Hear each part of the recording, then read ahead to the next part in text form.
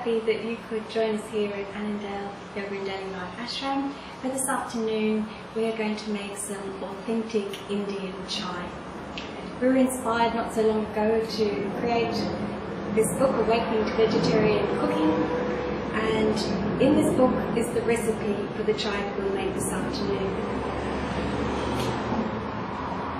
The spices that you will need for your Indian chai: per cup, 1 pod of cardamom,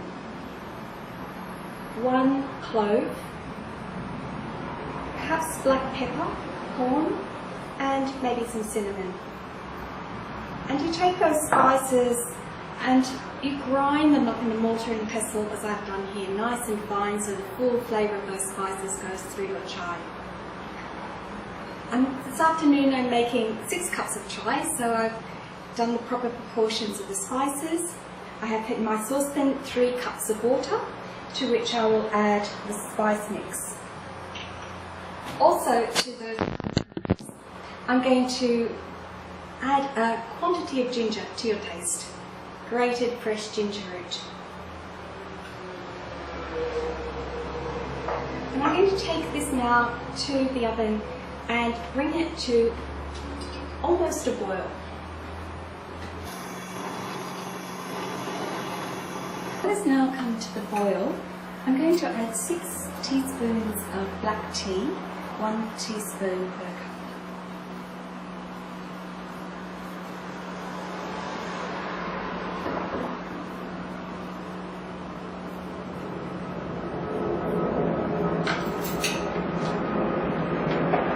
So the tea is now coming to a rapid boil, and I'm going to add the sugar as per the taste.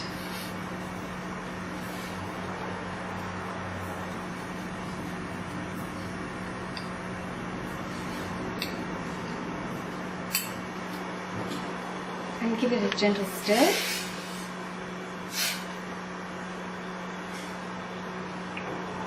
Until the sugar's dissolved and the tea is fully released. And then turn the heat of the gas right down to very low. And now I'm going to add to the chai mixture 3 cups of soy milk. You can use soy milk or regular milk according to your taste. And give it another stir.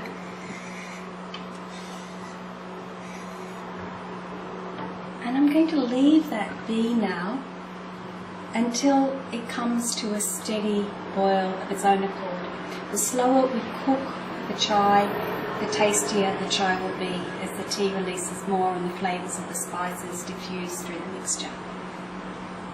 A truly delicious chai is in the waiting.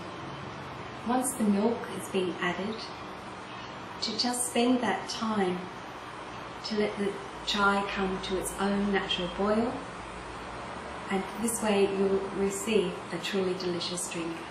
From that high rolling boil, I'm going to turn the temperature of the gas right down as low as possible. And give another stir to the chai to fully allow the spices to integrate and the tea to dissolve and to the flavours to infuse through the whole spice mixture. And I'm going to leave it be now until it comes to a boil naturally. So the ingredients in our chai mixture were cloves. Cloves in India were used by the Ayurvedic healers in ancient times to treat respiratory and digestive ailments.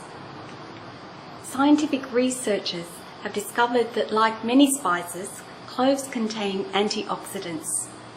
Antioxidants help prevent the cell damage that scientists believe eventually causes cancer.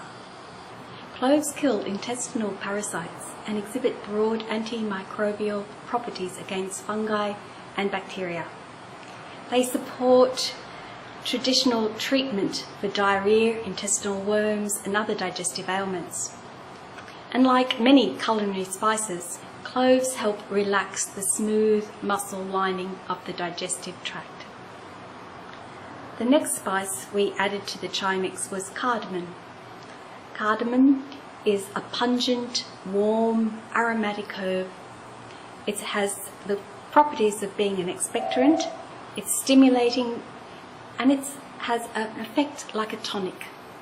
It is used to counteract the effects of coffee and mucus-forming foods, such as dairy products. The oil contained in the seeds have antibacterial, antiviral properties and are used for their calmative, antispasmodic and expectorant effects.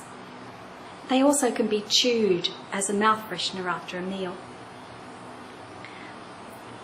The next ingredient, the black peppercorn, common uses are for relief of aches and pains, colds.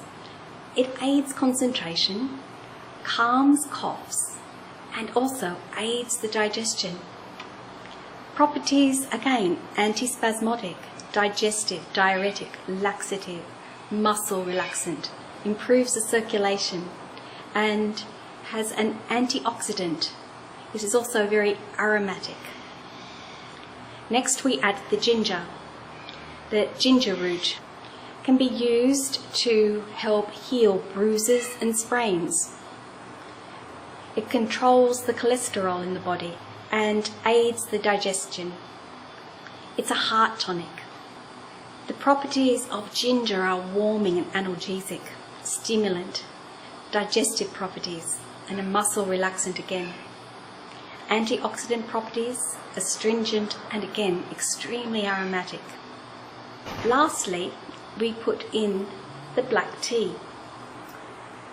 The black tea has also many wonderful properties: a potential heart tonic, cancer blocker, fat buster, immune stimulant, arthritis soother, and a virus fighter. And that's not bad for a lowly shrub soaked in a little hot water. All of these ingredients can be adjusted according to personal taste, season, and time of day. In the morning, to have your sugar and your milk and your tea, you can have your strong chai. It'll give you a boost in the morning. But in the evenings, perhaps more milk, as milk has the magnesium, the muscle relaxing properties that send people to sleep. And you could cut the sugar out, and you could have very weak tea or no tea in your chai in the evenings.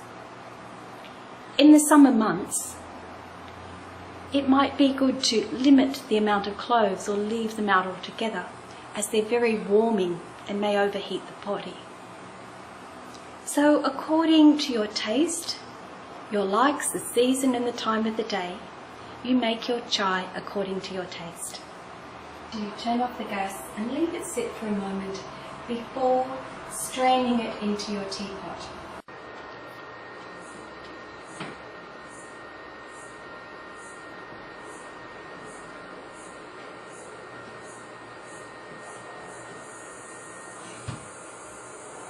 Would like to now join me with chai, I'd be very happy to share this around with everyone in the ashram.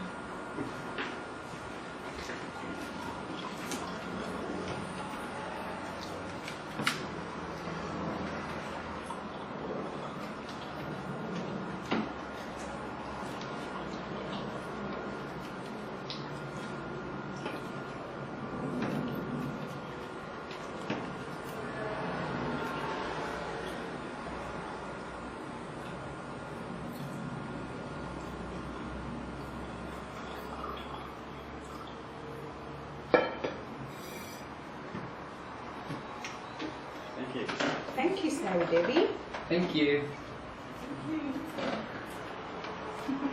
Hariom.